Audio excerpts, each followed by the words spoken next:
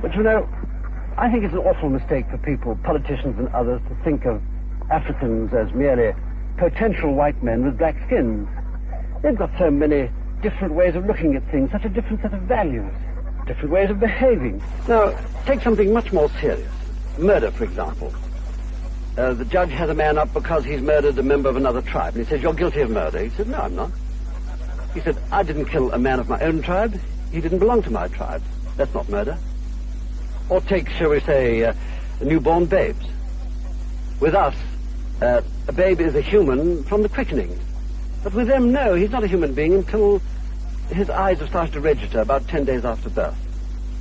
Or take something far more slight, shall we say, somebody's stolen a bicycle.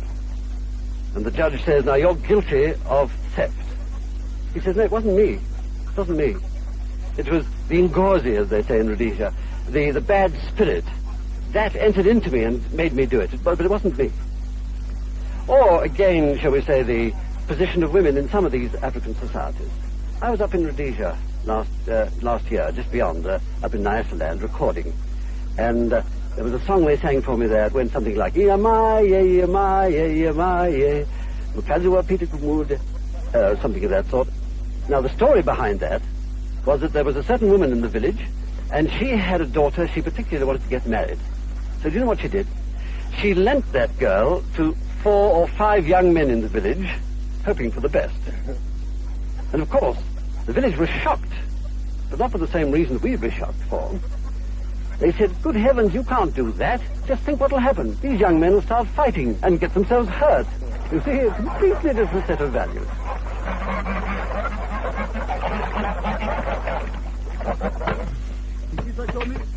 We're making bricks here, soil cement bricks they call them. You know, you take a little cement and mix it with the soil, put it in this gadget and give it a good pressure, and there's your perfectly good cement brick. It's only about half the cost of an ordinary brick, too. These fellows, you know, their attitude to work is not awfully serious. When they feel they've done enough work, they go off for a nice long holiday. Oh, but there are several compensations. One of the things is that they don't mind a monotonous job like we do. And especially in industry, my industrial friends tell me that give them a job in which they can do the same action again and again and again. You'll think it out for them, you see. Something simple. And they're perfectly excellent. They've got a wonderful future in industry, these fellows. You notice these fellows aren't singing. Well, there are a couple of reasons for that. The work, this work, is not rhythmic. And they're doing all doing different jobs, and so they can't really sing together, but even if they could, it would be difficult because there are different tribes. You see, different tribes have different music, and so they don't have any common songs. But when you do get a job that you can do together, everybody working the same thing, then that's fine, off they go. Sometimes, of course, the song seems to take an awful long time. It doesn't seem to be anything like as quick as the work might be, but in the end, it's fine. They really get going and they get the job done far quicker. They tell me they're about 75 to 80% as efficient as white labor. That doesn't sound too good, but there are many other compensations. For example, they don't go off sick half as much. And also, they do turn up on Monday morning.